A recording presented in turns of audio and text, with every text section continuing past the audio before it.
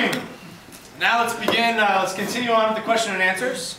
Mr. Lubbers, I would like to direct this question at you. Certainly. Taxes are bleeding the average American dry.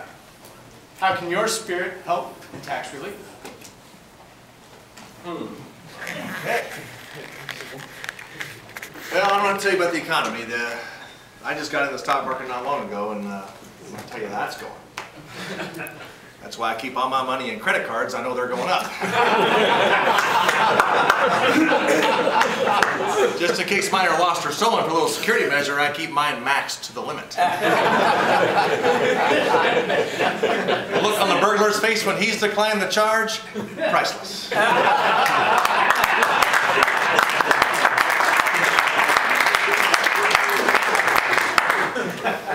Tax relief. I tell you, bourbon is one of the very few things now that the United States sends as an export. In a time where we're importing oil and all this stuff, everything we need is from other countries. This is one of the few things that flows to the other countries. So the more you purchase bourbon, the more you're helping our economy. That's right.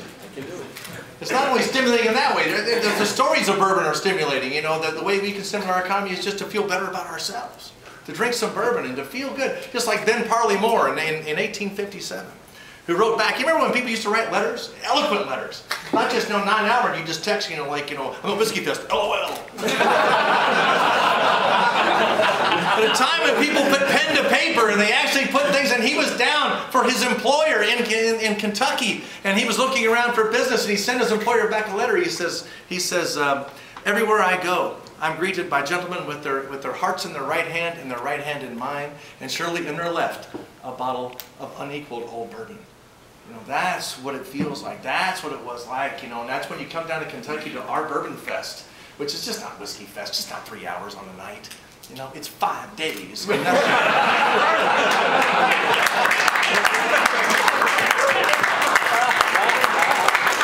find these gentlemen there. It's all about bourbon. Okay. So that's how it's stimulating, and that's how it can stimulate you. I mean, the experience. They talk about experience, and Hiram Walker born on July 4th, 18 whatever. That's cool. Jacob Beam came over from Germany. He landed in Maryland, and he was a whiskeyman over there, and then he moved to Kentucky after the Great Whiskey Rebellion. He sold his first barrel of whiskey on July 4th, 1795.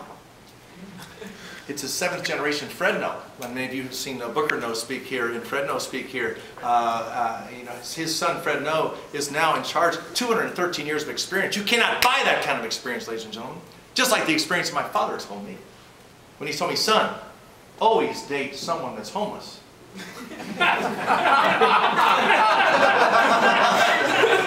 He said, because the next morning you can just drop them off anyway.